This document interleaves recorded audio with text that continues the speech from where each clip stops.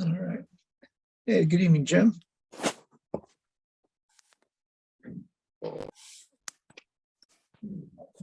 And how you doing, Matt? We could hear some background noise on your side of things.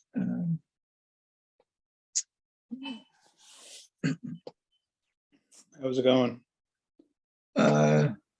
Pretty good. How about you? Yeah, trying to.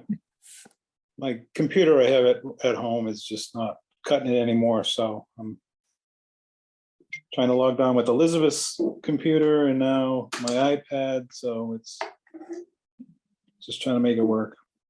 Yeah. Sounds like technology is really your friend today. Well, I deal with technology at work all day. I don't deal with it at home, so that, right. And I like it that way. Yeah. Well, also putting truth to the need to get meetings back in person. Definitely. Agreed. So we've I did enable the captioning, obviously, and Jim, your co-host. So we'll just we'll wait for the gang. So.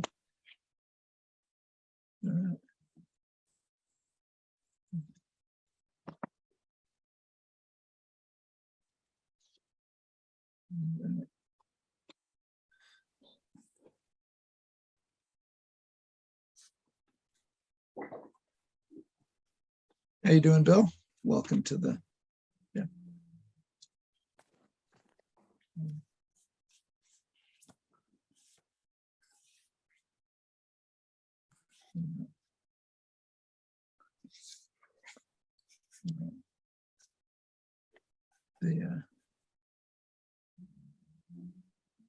You got enough for everyone, Bill?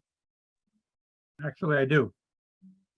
We're hosting the pasta party tomorrow night for the whole field hockey varsity team.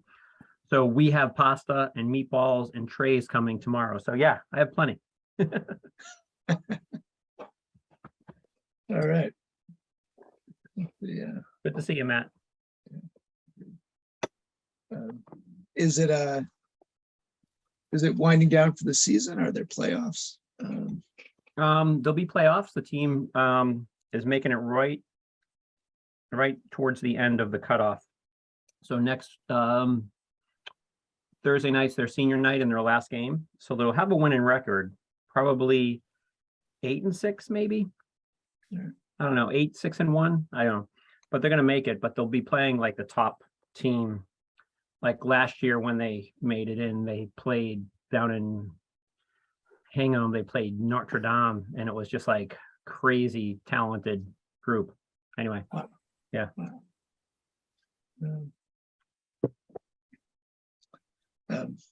No, that's impressive. I have well, I have a lot of appreciation for field hockey since it's one of the many things I can't even contemplate doing. Same here. All right. Well, I'm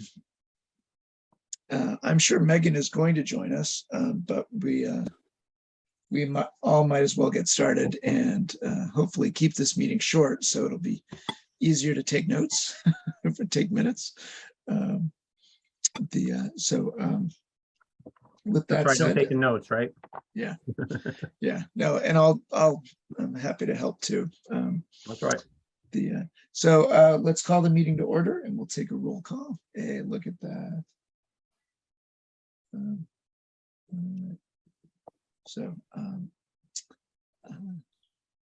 Roll call. Megan Menasale. I am here. Fantastic. Thank you. Matt Lowry. Here. All right. Bill Spalding. Here. Jim Hogan. Here. And myself here. And we are without all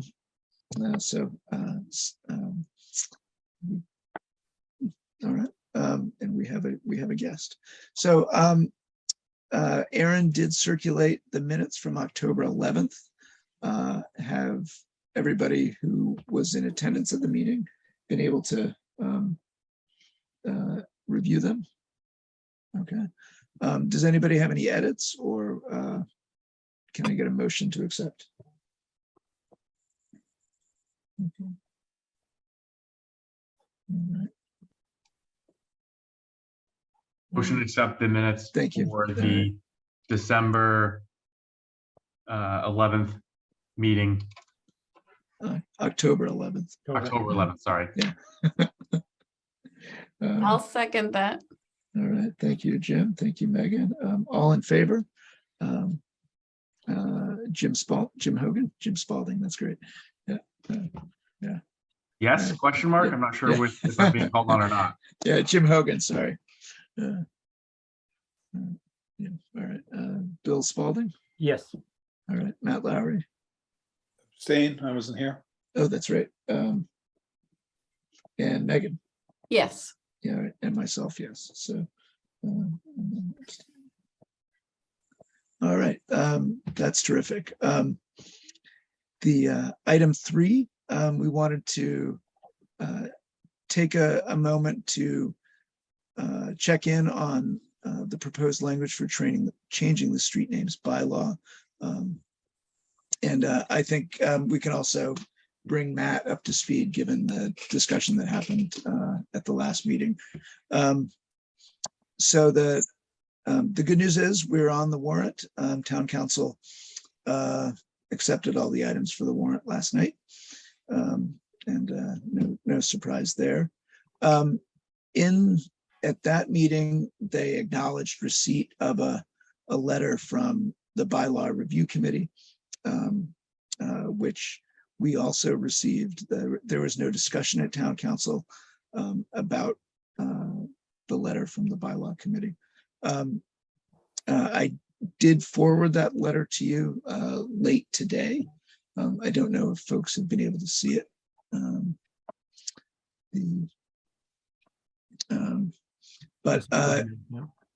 Yeah, the discussion that we had last week or at the last meeting, and the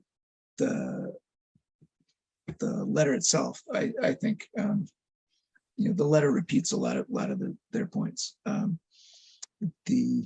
We did at the last meeting vote to approve our street name bylaw for the warrant. The bylaw committee is recommending suspension of this efforts so that they can fold it into their entire review of the bylaw, which and they've made some comments about some unclear language that doesn't necessarily reflect other text of the bylaw. And I'm a little surprised by some of their comments, to be frank. I thought we did a good job of vetting all of these things, and I thought we also sort of responded appropriately to their questions at the last meeting. So anybody Theo, has, I did watch the last meeting and kind of got caught up with everything, and okay.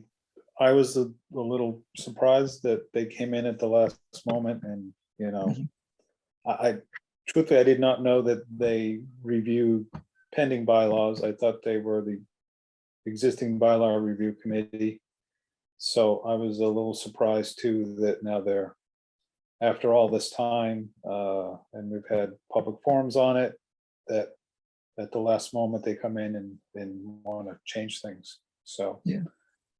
Like Bill said in the last meeting, I think a bylaw enacted is better than nothing. At least it can be tweaked from the bylaw committee, which is good. If there's not a bylaw, I don't know what they would be tweaking because it doesn't exist yet. So. Yeah. That's I really appreciate that comment. That is, I think, right, maybe the main way to respond to them at town meeting, because we do expect them to raise all of the points in their letter. Furthermore, I think, without having gone through all this, I think some of these comments specifically related to elements associated with Mass General Law 85. I mean, planning boards have, we've seen from our initial review, have had street naming policies in place in other towns and municipalities without a seeming violation of those mass general laws cited. Specifically, a lot of those, they say that this is the purview of the board of survey, or in the absence of that, the town council. To me, it feels as if it's trying to delay for the sake of delay for things that aren't material in terms of the content. And I think that honestly, at this point, we recommended this for action at town meeting, and we should just let the townsfolk vote on it and see where they stand. Yeah. Okay. Yeah, I certainly agree with that as well. Any other comments, Megan or Bill? Yeah, okay. All right. Well, yes, no, I appreciate the opportunity, the discussion. I would like to, I will circle back with Dan Lieber and get a little more information if possible. But you're right, we will take it up at town meeting on November 19th. So, if there's no other discussion about that, we can move to item 4, continue our discussion of the subdivision rules and regulations, the edits that we want to make. And yeah, so. All right, regarding those, there have been no changes. Basically, I've got all the edits made to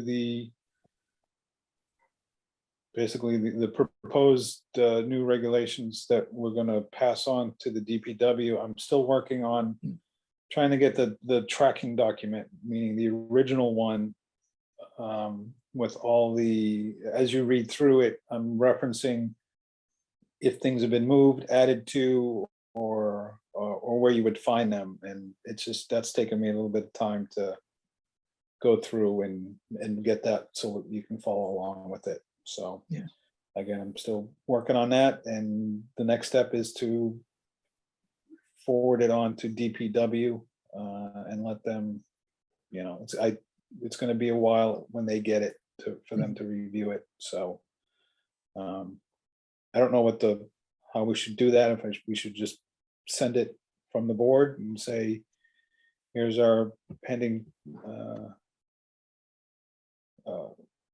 rules and regulations, please review and add as needed, and hopefully maybe try to give them a deadline so it's not hanging out there for too long. Yeah. No, that makes sense to me. What I mean, what kind of a deadline would you want to give them? 2 months? I would, yeah, a couple months. Yeah, I would think so. Because I'm sure they're busy with things. So yeah, I don't want to give them 2 weeks to respond to it, but yeah. I also don't want them to put it on the back burner for a Mhm. year and a half. So Right. Okay. Well, 2 months sounds like a reasonable amount, and if they needed more time, then they would certainly respond. So yeah, it's supposed to be a collaborative effort. So hopefully after they review it, maybe we can have someone from the DPW come on and trying to get their thought process and see where we're going with things. Yeah. I'm hoping a lot of the specifics can be pared down and so it's not some of the pipe sizes, things like that, where it can be left to a decision per subdivision and not rigid that everything is going to be this or it needs a waiver. Mhm. So that is my hope. okay, great. All right. I have bandwidth after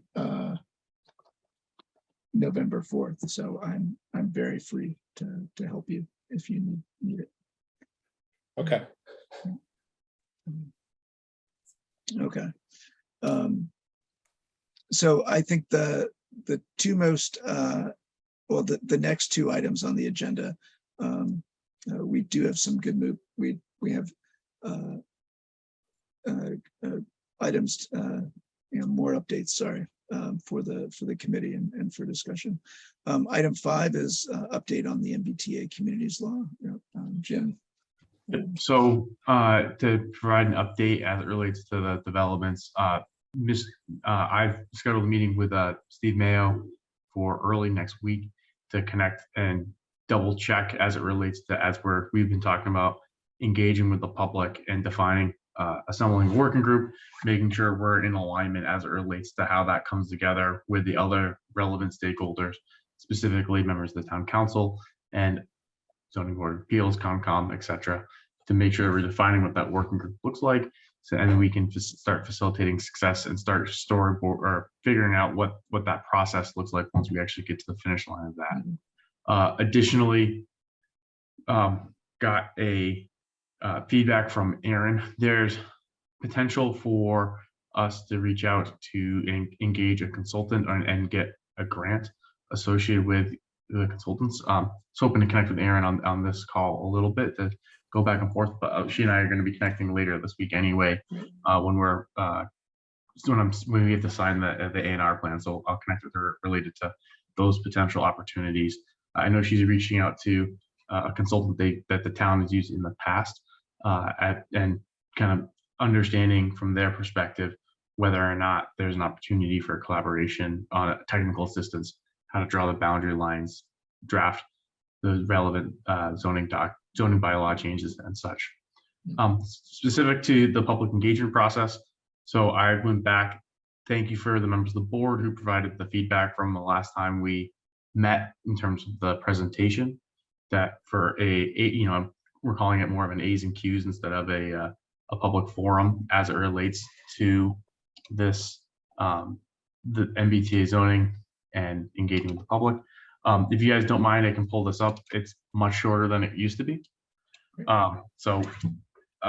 Again, if anyone has any questions, I think especially like Megan last time when you said, hey, I haven't been in the weeds of this, but just a gut check, can you explain some of this stuff? Super helpful. But basically the intent is to define the purpose of the meeting, which is to answer questions related to the overlay district under consideration, solicit feedback on what town folk would like to see incorporated. Commonwealth has passed this law that requires communities to have this MBTA multifamily zoning district. The main takeaway is that multifamily housing has to be printed as a right. Zoning capacity is not necessarily production. Actual production will be dependent on developer interest, infrastructure, market dynamics, et cetera, et cetera. In terms of what does that actually mean? This is a district that was drawn for illustrative purposes only and is by no means a proposed district, but just for example, this would be approximately 200 acres around the North Ave commuter rail station. Some of the things that we're looking at, this is a 200 and change acre district. For Wakefield, our minimum district size based on the requirements within the zoning regulations is 114, so approximately half the size of this. What we have to do is we have to have a zoning district that's within half a mile from either one of our two commuter rail stations, not have any age restrictions, be suitable for families with children. 10% can be of these developments can be affordable as a requirement. One of the things that we are looking at as a group is a site plan approval process, which is allowable. Site plan approval is a way that boards within the town, such as the planning board or zoning board of appeals, can review proposed architecture, vehicular access, screening, and other requirements. And then other zoning. Jim? Yep. Jim, I'm sorry, could I ask a question? Absolutely. I thought originally we were designated a bus community. Is that correct, or are we? So that is correct. However, when the updated guidelines were issued, that distinction between a bus and a commuter rail community was removed. So it no longer is applicable as a bus community per se. And the way that that translates is that being designated a bus community or commuter rail community related to the calculations that result in the minimum acres of the zoning district. So does that mean it has to be centralized around the commuter rail? Can it still be along the bus route, wherever that, I know they're kind of not static right now. My So- understanding is it has to be around the two stations because they're permanently affixed. Okay, all right, thank you. Absolutely. And then the next slide I was going to do is this is representative of a 37-acre overlay district that could be done around Greenwood, just to kind of give people a sense of what we're talking about. This is about a quarter of the size of what we would have as a minimum for the entirety of the town. We do have the ability to split up the two zoning districts. The minimum would have to be 25 acres for the smaller one. And then just want to highlight to the townsfolk, if we don't comply with this requirement, we lose funding from Housing Choice Initiative, Local Capital Projects Fund, MassWorks Infrastructure, and other discretionary grants. Within the recent past, Wakefield received $3.6 million associated with each of these programs. And then the intent would be after that to open it for questions and answers, and frankly, probably scroll back up and have this with kind of the high level summary and kind of a representation of what one of these districts could look like, depending on the input from the public and then the future working group and the work that they are going to be putting into this effort. So I think we try to slim this down as much as possible. I know there's a lot of information, and then allow the public to ask relevant questions and then provide relevant feedback, such that we're trying to foster a quality set of conversations. So wanted to present that to the board, get feedback in terms of what this presentation looks like, and see if we think that this needs more work and refinement, or if we feel comfortable setting a date for some of these question and answers with the public. So I have a question on these map examples you have here. Where did they come from, and how were they, what was the criteria for drawing them up? So they came from the presentation that Steve Mayo gave to town council, explaining what this what this requirement was, and explaining that this is something that is coming down the pike. I cannot comment as it relates to the basis of what these maps were and how they were drawn, but that's something I can definitely ask Steve when I meet with him. I think they were intended to be representative of encapsulating large thoroughfares or in and around the North Ave station, but that's speculation. All right, because I know the first thing people are going to do is look to see where their house is and then say, why are you choosing me and not across the street or something like that? So if these are intended to be conceptual, they look kind of specific on how many houses back from Main Street or something that they're choosing. So either we find out how it was drawn and why, because that's going to be the first thing people are going to want to know is, am I in the zone or am I not in the zone? And if I'm, and we're going to hear from people on the edge of this who says, I probably shouldn't be here, and we shouldn't get into those minutia of of what we think it may be. So either we take a bubble and we draw it around each station and say potentially with, this is a quarter mile or whatever, something could be in this area. I just caution on being too specific, and this plan to me is kind of specific, and I think we should know where it came from and what if this is actually something that's going to be on the table. And for your reference, Matt, and if you just bear with me for a second while I pull up what we had previously on this. When we were initially pulling together this presentation, we had this slide, which shows what a half a mile around the station would look like. The reason why members of the board felt like this level of detail might not be helpful is this is far in exceedance of what would be the minimum development, or the minimum Jim, size. sorry to interrupt, Jim. I don't think we're seeing that slide with the circle. Oh, You're still seeing the potential future. let's see here. Are we good now? Yes. Okay. Not sharing screen, sharing presentation. My mistake. Thank you for keeping me honest.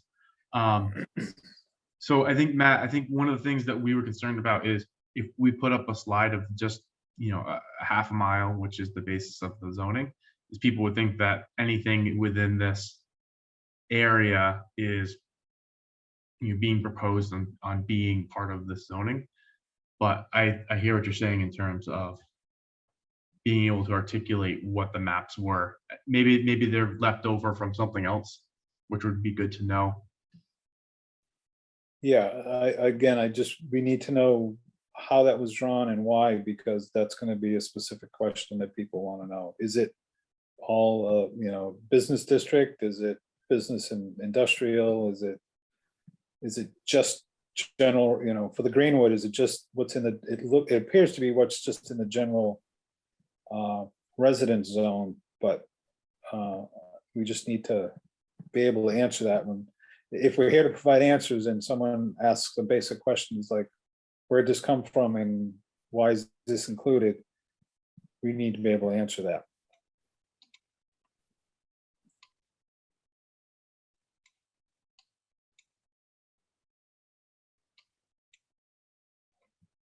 Okay.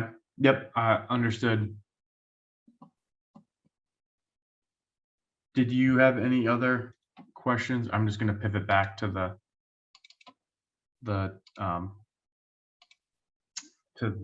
presentation that we collated. Is there anything else that you saw that you think is a red flag as it relates to this approach in explaining what this is? No, everything else looks good.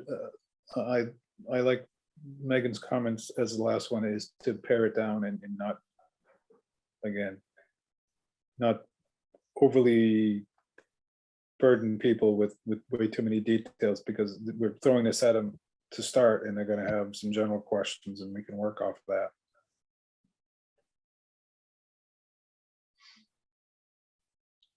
that. Megan or Bill, do either of you have any questions as it relates to how this, or comments as it relates to how this is currently composed?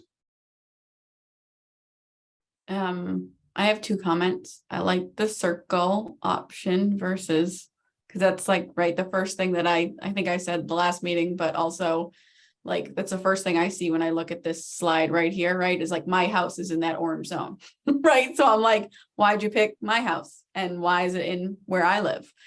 So I like the concept of, right, like, I think they're a circle or somehow like not delineating houses. It's just an, options or examples. And then on I think it was the second slide, Jim, if you can go to that. Yeah, I would just maybe put in on like that third bullet, the zoning capacity, not necessarily production.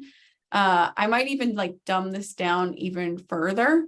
Saying, I'm not going to word it correctly, but maybe saying something like, this means that we need to designate the area, but this does not determine whether like construction or development may or may not happen in said zone. It's just like the result is like we need to determine the zone, but that doesn't mean that development would or would not happen. Something along those lines. But again, I did not word that correctly. Yeah, just because it is in a zone, it doesn't mean it's potentially feasible to have, because of existing lot sizes, unless you combine a couple lots. Right. It might not be feasible or even possible to do it. Right, because exactly as you explained it like last time to me, dumb it down. Like I was like, right, like you can't build on my plot of land and I was in the orange zone, right? Like you'd have to, I'd have to like combine with my neighbor and my other neighbor, right, to like figure it out. And I think once that's explained, but that's like, right, a lot of explaining to do in order to get to like a quick and dirty explanation, if you will. Hey, thanks, Jim, for the effort of condensing this and really just pulling out the information that we discussed in the last meeting. This is the same bullet point that I had some comments on, and I think in that zoning capacity, not necessarily production, I think you can get rid of that red line. It just highlights it, all the red text. It just highlights it too much as your eye goes right to it, and I think people are going to not read the top two bullets. They're going to go right down to zoning capacity, and it stands out. I would suggest just getting rid of that. And in that last bullet, or in a fourth bullet, should we state that in conjunction with the construction based on existing building and lot lines, that not guaranteed, or however the wording is going to be, that any of these projects would still need to be reviewed by the ZBA under a special permit? Is that correct? Not necessarily. Yeah, so It depends. It depends on what the zoning says, because yeah, the whole point is that it's as of right. Right. It would need to be, if it conformed with other zoning within that space, but it was just multifamily, then theoretically it would not necessarily need to. right. The way that we would get around that is if we added a site plan approval, Mhm. which I think there's a strong likelihood that we will, but that again is discretionary based on whatever the final this final zoning would end up being. So that's not a guarantee at this stage of the process. Yeah, and that was my second comment. How does the site plan approval and the special permit from the ZBA, like how do those work? Are they the same thing? Should it be worded in a way that's not confusing? Do we keep It the really it just SPA as depends. its It own element depends. right now? Yeah, so it depends. It really depends on how we write how the multifamily district is overlay district is written. Site plan approval for most jurisdictions that I've experienced in the past is the purview of the planning board. Mhm. Same thing with a lot of the special permits that we have that go to the ZBA right now in terms of Wakefield. I've seen other places where that typically goes to the planning board. So, if there was a building that was proposed that was in violation of other aspects of the zoning, then it would need a special permit like any other project. The Mhm. difference is that they don't need a special permit to be a multifamily project. Right. So that's really the key distinction. And that's where I get worried about how do you explain all that nuance without just drilling everyone with a bunch of minute details, especially because the process hasn't been defined. That's where I get a little nervous in terms of going down that rabbit hole. But if other people feel like it's important, I totally am open to that feedback.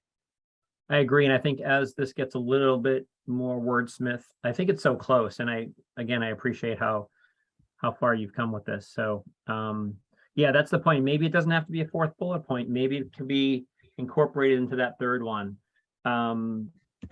But maybe it should talk about the SPA just to tie it back in and leave it so maybe we don't have to discuss any more detail about it, because at this bigger level, when we have our forums and just as a discussion, maybe we just leave it as a site plan approval.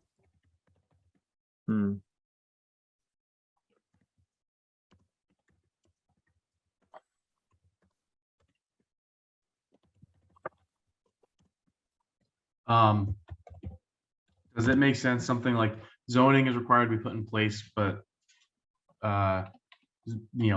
multifamily district does not guarantee additional construction based on existing buildings and lot lines. Existing regulations, for example, setbacks are still, I don't know if enforced is the right term, but are still in effect. maybe I would take out the word construction, and Development. development would be the better word. Small d development, sorry, no, just kidding. That whole talk about big D and small d development, that's additional development based on existing building and lot.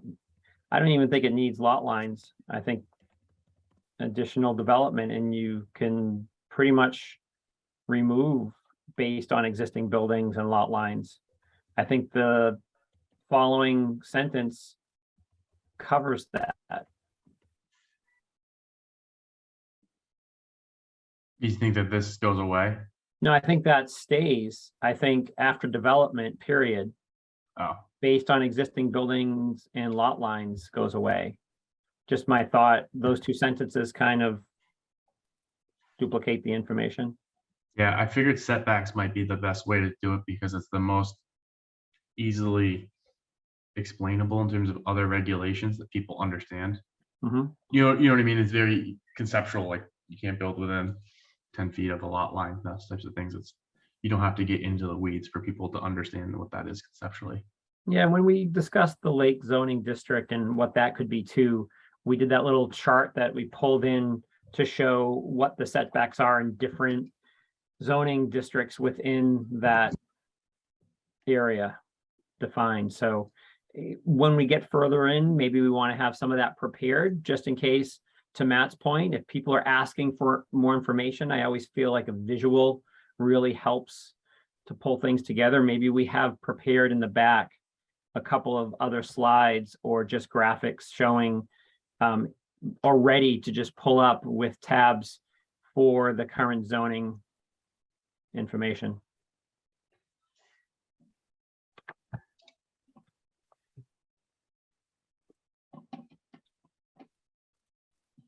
Yeah, another point to that would be is, sorry, Matt, if we keep trying to back up what we're discussing with right to the zoning bylaws, to the Wakefield website, to different things that are already resources created, I think the credibility of the discussion, it would help the credibility of the discussion. I'm not sure I understand. Are you saying that we should post additional information on our website, or are you saying bury it in this presentation? If we do need to go to additional information during these discussions and forums to help explain in more detail, I think it's always helpful to have visuals or tabs going right to the bylaws to help to bring it right up so people can see that, yeah, this is the bylaw. They're not just listening to us talk about it. We're bringing it up and highlighting the points that we want to make. Meaning using the resources that are already available.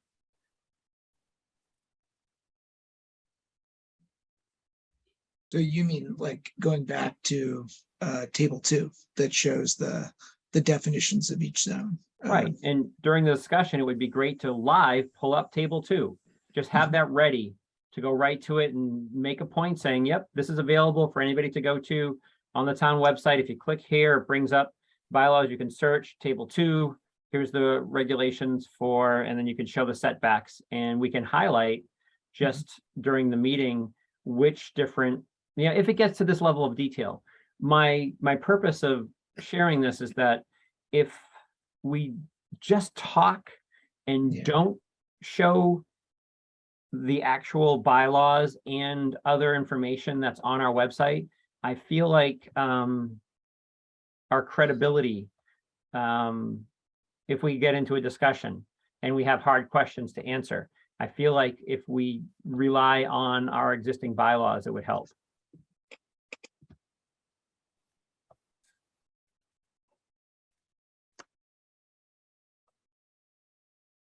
I don't know if that clarifies it, Jim. Yeah, I think it, probably the best way, what I've done professionally is just basically you have the, for lack of a better term, the base presentation, and then you have kind of a series of supplemental appendices, table 2 being a good one in terms of other things that you can go access, quickly to show people. I mean, another one in my mind, right, would be, depending on if we put these in the base presentation or if we just have them for reference in the back. The other ones that would make sense is something like this. It doesn't need to be part of like our base presentation, but we can talk about, have a slide or have, relevant maps showing what we have as allowable right now. Because people, they start asking questions about, well, what do we even have? You can pull this up and people see that it's already, understood.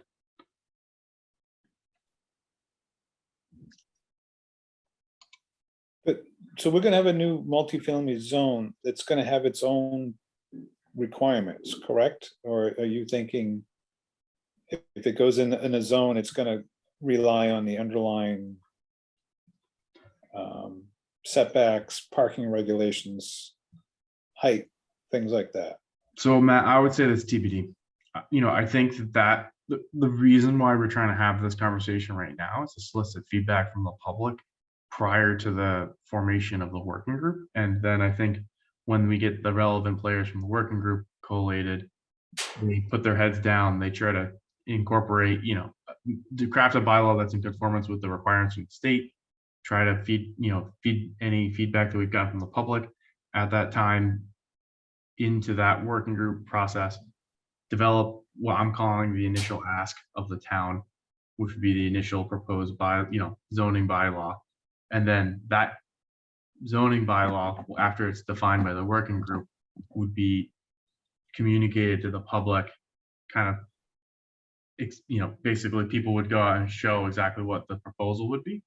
So there's a number of different options and choices that need to be made. That's a very pertinent one, whether or not it's going to be entirely reliant on the underlying zoning or setting up new requirements or new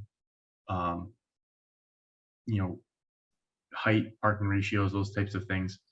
I think that's up to the discretion of the working group once it is formulated to figure out what the best approach is there.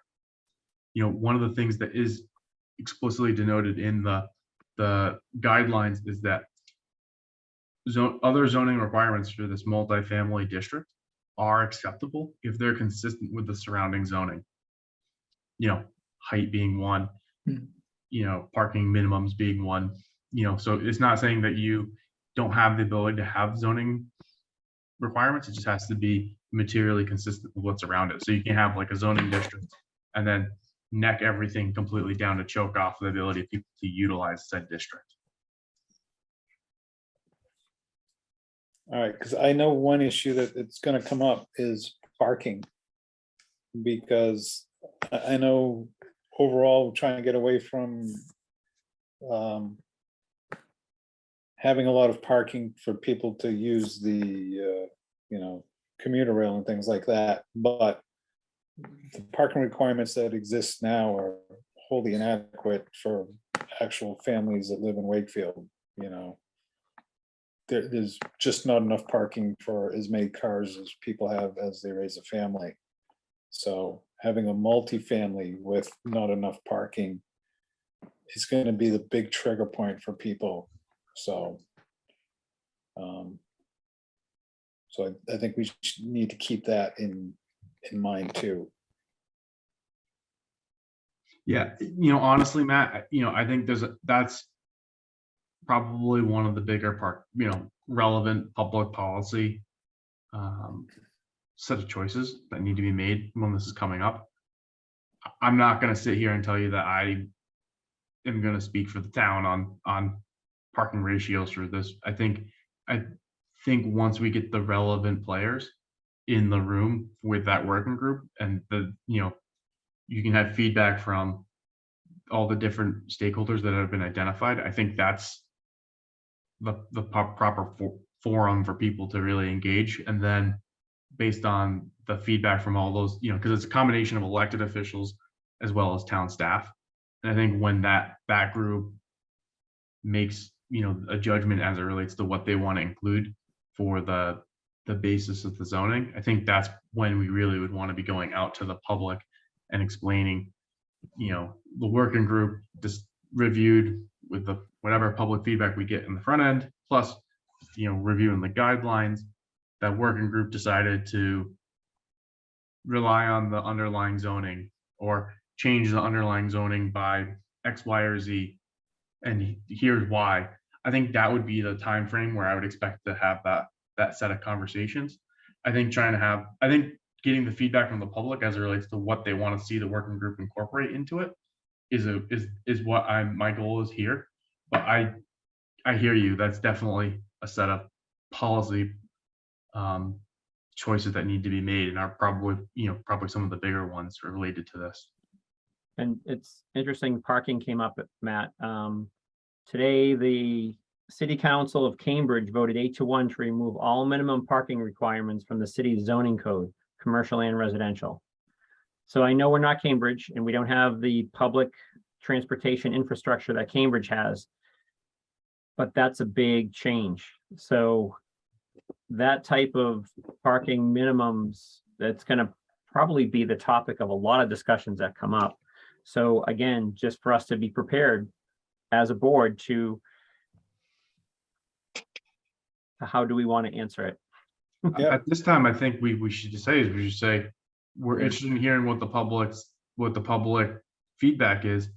We're not going to adjudicate this one way or the other or define the position of the planning board, because we feel as if right now we're kind of in a explain what the zoning is and what we are or not required to do. And then those type of public policy choices, the reason why we're trying to convene a working group is to make sure we have a representative slice of the town, between elected officials and town staff, in order to make those in a collaborative, open manner. Well, let me say one thing now that really bugs me is whenever I hear the word stakeholder and it doesn't include the public, that's kind of someone else is going to decide what's going to happen in my neighborhood. And at least for me, and I hear from other people, is every time I hear the word stakeholder and it's someone who really, it's a town employee or elected official, and it doesn't include the public, it's kind of infuriating. So I don't know if we want to use that term a lot, to tell you the truth. Yeah, I love that. Maybe it's just me. So No, I agree. And there's different words that are triggers. I would love that we project that our board is proactively engaging the town so we can make decisions in the best interest of those discussions. I really feel not the best interest in those discussions, but the best interest in the people who are voicing their opinions during these discussions. Yeah, I think that's a good message for us to almost start with, that the whole reason, if you go back to the first slide, Jim, if you don't mind, the whole purpose of this meeting, right away. If we're answering questions related to the yep, we are. In here, it's like the purpose of this meeting is so that our planning board can listen and engage the people of Wakefield to understand, to share this information and understand what your reactions are, what your thoughts are. How do we set it up? Whether maybe it's not in the bullet points here, but it's in the introduction of what this is all about. yeah. It's great that we're taking the lead in getting the public engaged in this, but if we take this and then we say the stakeholders are going to be the ones that go back and work on this, that's going to disenfranchise all these people again. So I'm just saying we need to, like Bill said, just be cautious on terminology we use and make sure it's very inclusive, that all of the people are being listened to here to the extent possible. I know everyone's not going to get what they want, but we need to make sure that everyone's voice has a place to be able to be heard. No, I think that's that's good feedback, and frankly, that's the intent of what we're trying to do. So I think knowing that that's a trigger word, I think that's good to understand. You know, And and again, it could just be me, I don't know, but I know, I have heard it from other people that, that is an issue, so. you know, does it make sense to have a broad overview of what we're trying to tee up in terms of the engagement process and the process of how we're defining this overlay district? You know, talking about how we're looking to have a series of question and answer sessions with the public to solicit feedback, convening a group to put their heads down, work on an initial proposed zoning overlay district, and then a feedback, you know, an engagement process post that, you know, whenever that is defined in advance of finalizing for a public hearing. Do you think that there's value in explaining what we're trying to tee up as a process? Because, you know, because, you know, I think the thing that we've struggled with, right, is what's the balance of engaging with the public and soliciting feedback to when do you actually sit down and, you know, come up with the initial proposed, you know, the initial, you know, basically, when do you sit down and you actually draw something like this and say that this is the actually the proposed one? Not that this one is, but when do you, you know, whatever the equivalent of this would end up being. And we've been struggling with trying to figure out how to engage with the public, but then also get to a point where you're actually having a starting point. Because if you don't have if you don't have something that's the starting point, I feel like it's very difficult to have productive conversations around X, Y, or Z. Do you understand what I'm asking, Matt? Oh, yeah. That Yeah, and this, you know, this is the starting point, and obviously we can't have these discussions for years. We've got to, you know, softly start this, but then kind of hit it pretty hard, and then, okay, we've heard, now we're moving to the next step, and now we're going to start thinking about boundaries, and the next step is going to be, you know, zoning, you know, dimensional regulations and parking, and it needs to come pretty quick. And I think all through the process, the public needs to be able to feel like they have some input, and they're being, you know, they're being brought along on this journey, and not, all right, we heard from you, now it's going to go back to a bunch of people in the back room, and whatever comes out, that's what it's going to be. That's just a recipe for disaster in not having buy-in from the people in these zones.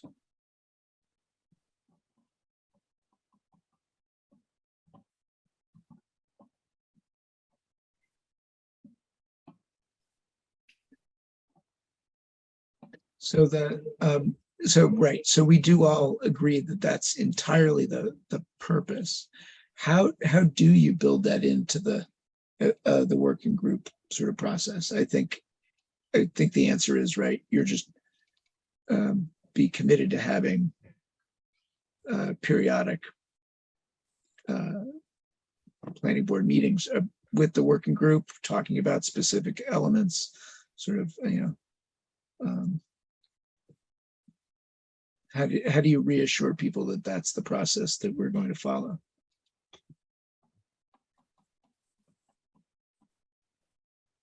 Well, you know, that's a good question. What is the whole process here? I think we're trying to outline it somewhat here, but saying there's going to be some people that are going to go put their heads down and come up with what it's going to be, and not listen to the people around them, I don't think is what people are going to appreciate hearing.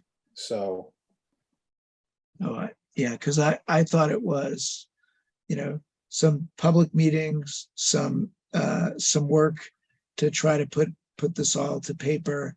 You come back and you have more discussion, you know, perhaps on a specific item, like like height or, like, and then the working group keeps checking in with the public and then working so that then there is a continued process. I do feel this is good. I feel like on the credibility side, back to what our board needs to have ready information wise. I feel like we need to have, section 3A, 40A, and the information about it. We need to have Wakefield's current 40B, that in 2020 we had 10.5 thousand units, total 1.4 thousand units, like the 10% number. How do we go from the 6.7 number that we're at to the 10% number that we need to be?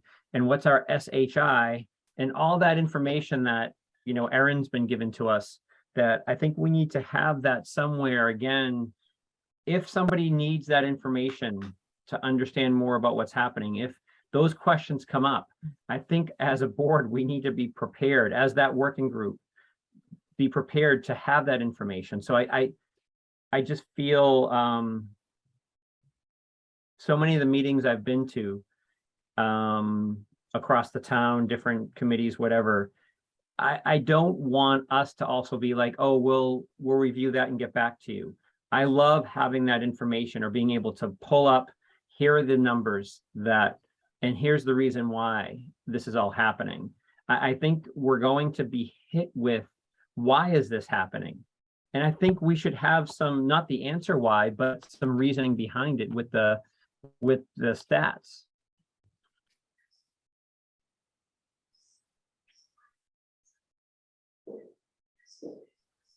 It's another deeper side to it, but I just want to make sure it's not dropped off the table.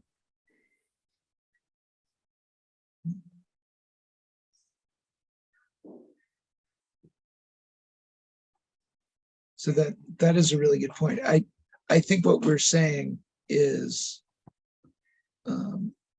we're feeling pretty close on this presentation, and then the next step would be itemizing all the things we need to have in our back pocket and being prepared for, right?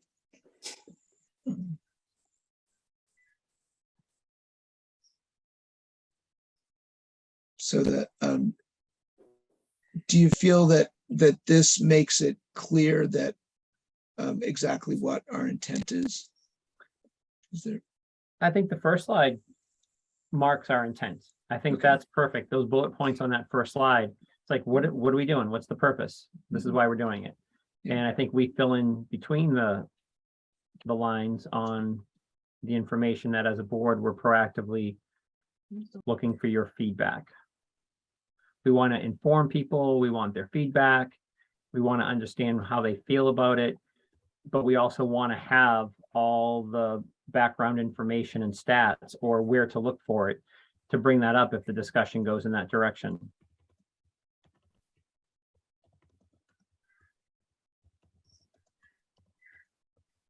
That's great. I didn't want to use the word blindsided, but I feel like a lot of boards, including ours, a lot of times we're blindsided and we're not sure. It's like, okay, I feel like we were a little bit that way last week. When Dan Lieber joined, I felt like we're a little blindsided on that. Yeah. Fair point. Okay. So Go if I'm trying to define next steps, right, and trying to solicit, it's almost 8 o'clock. I know I'm taking up a lot of the board's time on this topic. I think what I'm hearing is that there's a couple things to massage in terms of, probably a slide in terms of defining what we think the process is associated with this, with this district. Make sure I get a little bit better information as it relates to what these maps are, / look at pivoting them out for the circular maps. Sounds like there's a basically a want and desire to take some of the additional information associated, with the longer presentation, put at the back of this presentation so that we recall some of the why stats from the state level, because ultimately that's where this is coming from. but also some of the Wakefield specific information, for example, 40B, what our current housing stock count is, et cetera, et cetera. And then based on that, we would be in a position where we could start engaging with the public and defining when we would actually want to have these public forums. So does it sound like a fair next step is for me to go make a handful of those edits, push it to the board, and start collating some of that information that Bill's referencing as it relates to backup information so that we can make sure that we're having this in a productive conversation, and then can back up any additional, questions that may arise. Does that seem like a fair way to go about this? Yeah, I think it is. I think we're pretty close. Having the background information doesn't necessarily need putting slides together or anything like that, but it's just having someone who can answer a question on that if it comes up. So I think that's pretty easy. For example, maybe adding the slide of this is a quarter mile from the stations. This is where the zone needs to fit. Obviously, everyone within this area is not going to get it. It might be a zone. It may be something that looks similar to the slide you have up, or the slide for Greenwood. Again, these aren't set yet. They're just examples of what could happen. As long as we're giving them the reason why it's got to be in this area. It's got to be within a quarter mile is the big circle, and then this is a representative of what it could be. We just need to know how this was put together. That's all.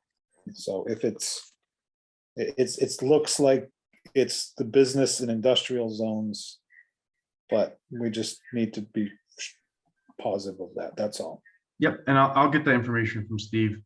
Yep. I guess taking a step back, does it make sense where we'd actually want to have to define, if we think we're at close on at least having the first question and answer phase, the way that I initially envisioned this, and I think that we had previous conversations as a board about this, but would be to start having a public forum on these, or a question and answer session. I apologize for the slip up, but starting sometime in a specific month and then doing them on a once a month cadence for some number of times before we refer this to the town council and establish a working group.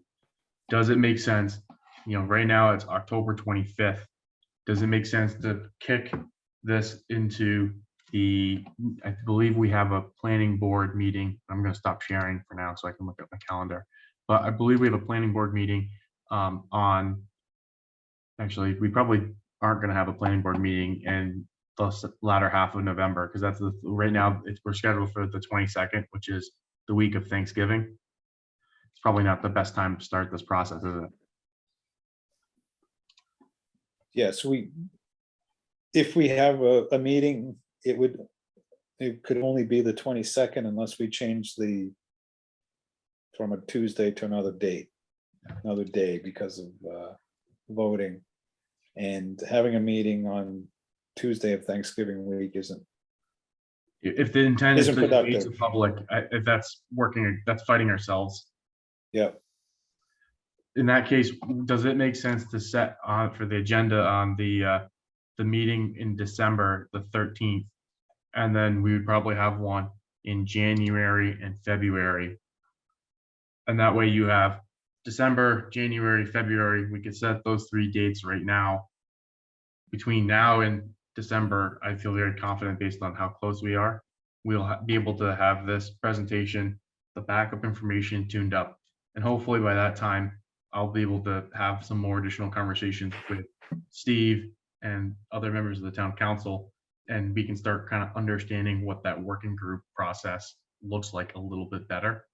Right now we've kind of defined a great way of getting the working group established, but I don't know if we necessarily have a clear line of sight on, once you actually have all those members identified, what does the actual nuts and bolts of that work look like?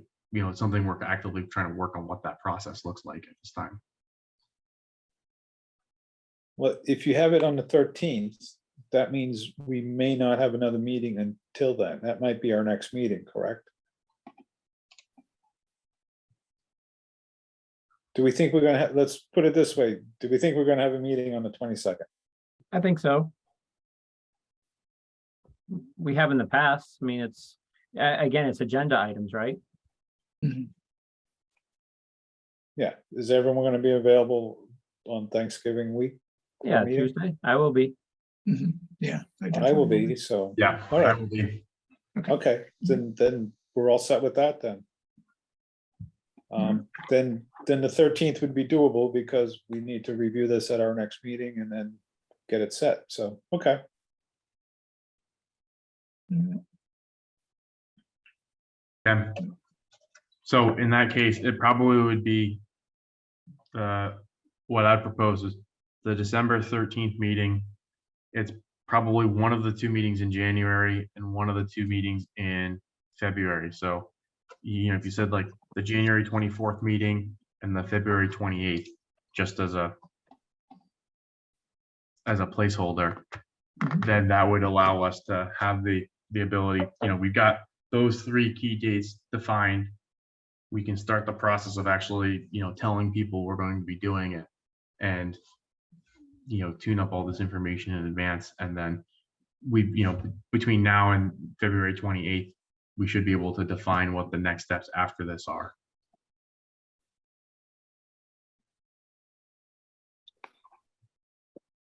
Makes I sense see. to me.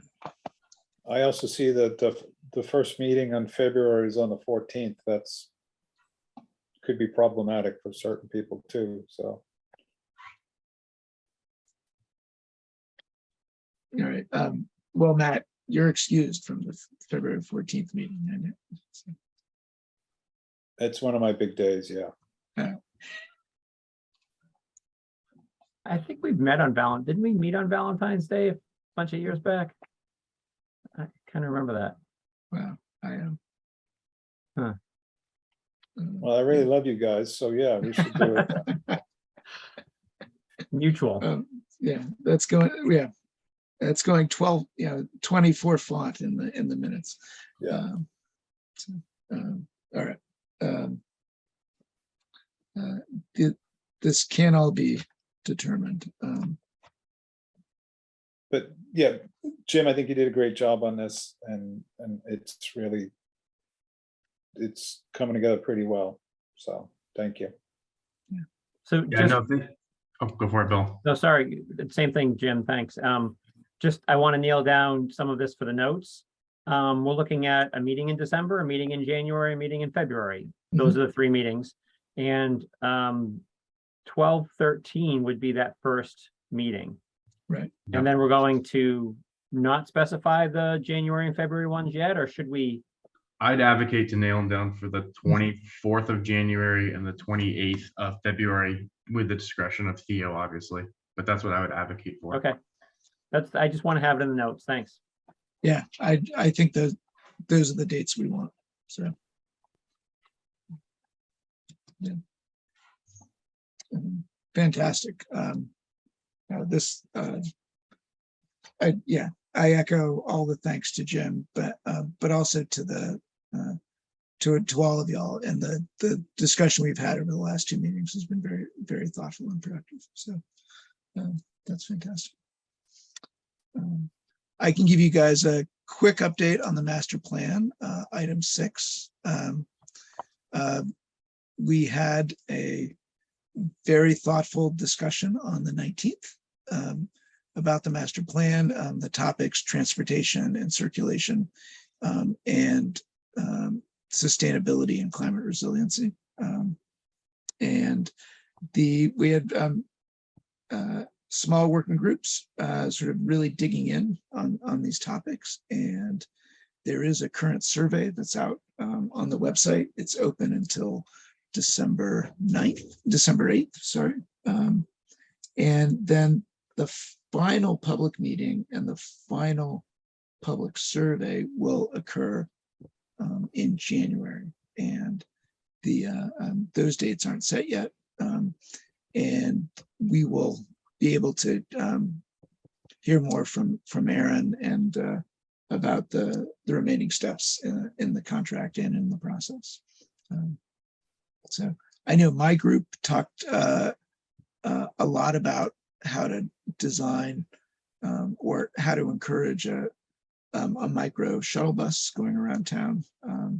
And people were very honest about to what extent that would be popular or actually used and the like. So, Yeah, we discussed the micro transit, the bus as well in our group. Erin was facilitating the group.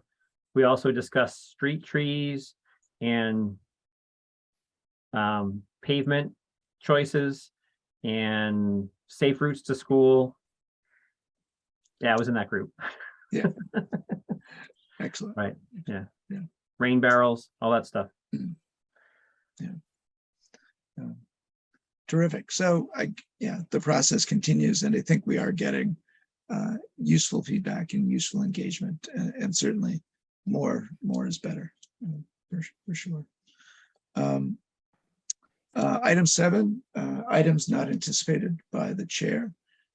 I'll turn it over to y'all real quick. Anybody else have anything? Yeah, I could start with Safe Streets. We're meeting Yeah. tomorrow. We are also in deep with reviewing the I want to get the wording right. Let me just pull it up. I've been trying to keep tabs on it. The revised bike and pedestrian plan. So we're going to review that tomorrow evening to make sure with the MAPC and the changes that were made, and make sure it gets in front of the DPW and the town engineer, as they had just scheduled and put the plan together for the construction on North Ave. So it looks like on the town's website includes a planned construction date for North Ave in the spring of 2023. So the online plans refer to this design. So we're going to review that and try to get some feedback to the town as soon as we can. We did walk North Ave from Vets Field, from the corner church all the way up to the what was it, Juliana Salon, where the dealerships are, the car dealerships, with the MAPC back in the spring. So this is what spawned a lot of the feedback back and forth. So I'm excited. If anybody's interested, tomorrow we're meeting at 7, and that's top on our agenda. Excellent. Great, thank you. Anyone else?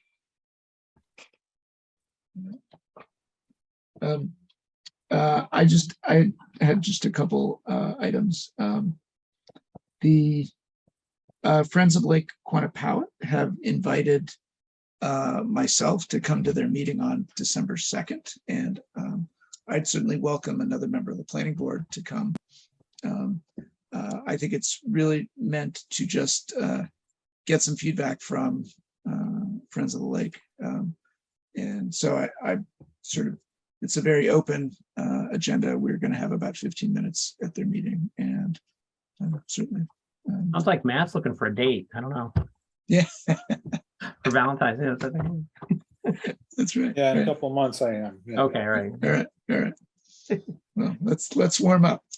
So that's at 7 p.m. at the WCAT office spaces. So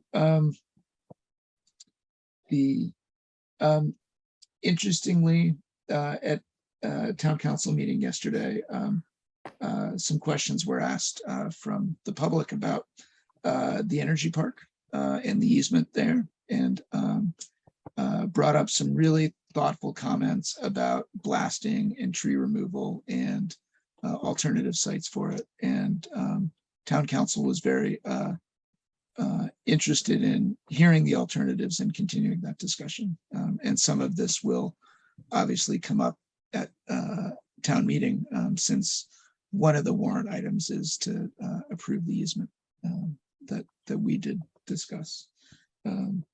Yeah, so I think we've already talked about trees and the importance, and that continues, is becoming an even more dominant concern. Just to comment on that too, we didn't just discuss it, we recommended favorable action Right. as a board. So we're a little bit more on that. And if it comes up in other meetings, I know I was silent during the meeting last week for the high school plan, but it came up in that plan and that meeting as well. So some of the same information that was in the town council meeting. Very Yeah, good point. I unfortunately, I wasn't at that meeting, but some of my thoughts were is why do they need to put the battery storage remote and not have it adjacent to where the production is, which is at each building? And it seems like you could put the battery storage at each building where it's going to be used, therefore saving transmitting that solar power up to the park and then back to the building, which then you could cut that down, but obviously I wasn't here to voice that, but that's some of my in the solar work that I've worked on, the batteries have been right at where the production is. So Matt, have you seen the latest plan where the Voc is proposed to be adjacent to that easement site, just up on the hill a little further? yeah, but for the high school though, Mm-hmm. you're basically running the power from the high school building up to there and then back again. So, Understood.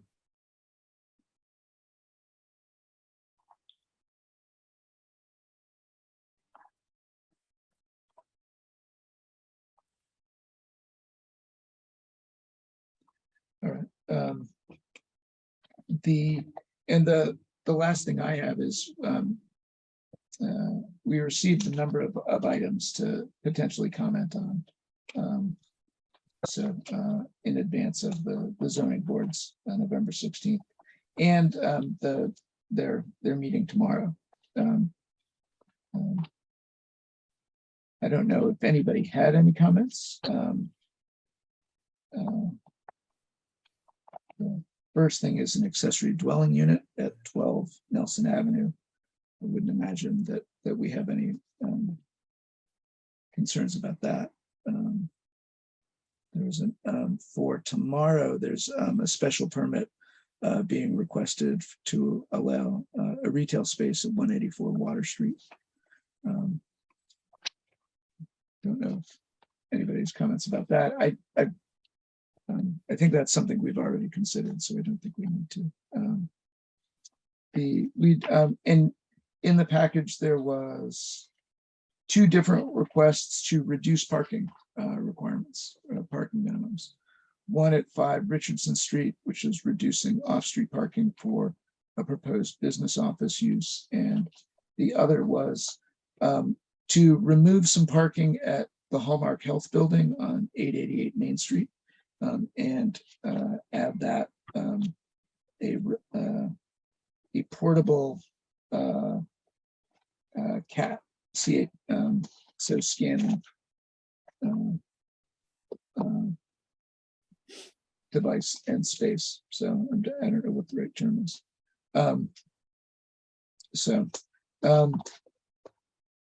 Theo, I do have 2 comments. Sure. One on the 5 Richardson Street. That's actually going to be a church. And I don't know if you looked or went by there. It's right next to the bike path that's finished right there off of Richardson's, the new bank, and then the bike path, and then this is 5 Richardson, which is on the corner. Yeah. I just thought it was interesting. The parking part, I don't mind so much. I think it's going to be interesting to see how the board, the ZBA, looks at the layout and the plans for this. I know there's some conditions in here that they added, but I don't have any comments or questions on it, but I'm going to be interested in attending this meeting. On the other project, I thought it was interesting on the plan from Canon Design that the trees that were being removed, they actually replaced them over on the east side of that plan where they're putting in the thing. I thought that was thoughtful. I was surprised to see it actually. So I don't know if Matt, do you think that's a requirement? Like, why would they do that just to do it? Probably because they'd be asked to, so they Yeah. just propose to do it before they ask or ask, that's all. It was good to see. Yeah. I am a little curious about the portable imaging they're gonna be putting at Hallmark, because when that is in there in effect, they're gonna wanna run that constantly, so there's gonna be that parking lot is gonna be filled up, because they're gonna book that thing solid, so for once, that parking lot's really gonna get a workout, and it's gonna be interesting traffic going in and out of there, because right now it's a mess coming down Forest Street with trains coming and Main Street traffic, so that'll be interesting how that works out, because there's gonna be a lot of traffic in and out of there. And in order to get that truck in and out, there has to be no one in the parking lot, because if you look at the turning radiuses on those, it takes up a lot of the parking lot, so just to move it around.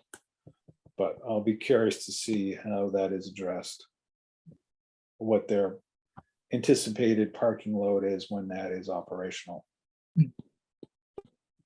That's a really good comment. Is that a comment you would like the board to make?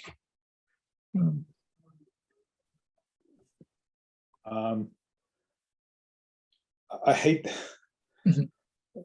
sometimes I hate to make obvious comments and put it in writing and send it to the board, to the ZBA, but other times I'm shocked that no one brings stuff up that of the Yeah. obvious comments that we make, so, you know, I can go back and forth either way on that, I don't know. Mhm. Does Mhm. anyone else have any feelings on that, or? That to me sort of says that we should write a letter. I think it's better to to get things on the record, even if it is just we are curious about what this will require. It's just because I travel that route every day. Mhm. It's a little more in my face because I deal with it. So Yeah, yeah. almost to the point where I'm starting to avoid 4th Street intersection because it is a mess. Sure. So, Yeah. But that's, don't let me be the sole provocateur here. If someone else feels like it's worth it, then that's fine. Otherwise, I'm ready. I can just state my feelings here, and I'll be fine with it. So, Okay. It's a very good comment, and to your point and to the point everyone else has made, it does seem everywhere we go, people keep saying we need a townwide transportation study. We need something comprehensive. So, all right. I guess that not hearing anything else, we will not write a letter, but we are certainly responsive to the observation and the criticism or the question rather. I don't have anything else for the planning board. Does anybody else? Great. That being said, is there a motion for adjournment? I'll make a motion to adjourn. All right, thank you, Matt. Any second? All right. Yeah. Second. All right, thank you very much. Jim beating Megan to the button. All in favor? Megan Manasali. Yes. All right, Matt Lowry. Yes. All right, Bill Spalding. Yes. Jim Hogan, Yes. and Theo Knoll, myself, yes. So, fantastic. All right. Thank you, everybody. Matt, we're glad technology didn't fail you completely and that you're able to join us. And yeah, terrific. We will see each other on at the end of November, since we will not have a November 8th meeting. Or at the Galvin on the 8th, That's right. That's right. Don't forget Right. to vote. or at Safe Streets tomorrow night, or whatever. All right, Very good. Thanks. All right. Have a good night. Hey, guys. All right. bye. Thanks, Good to see everybody. you all. Good night. Nice stuff. Bye. Thanks, Theo. You too.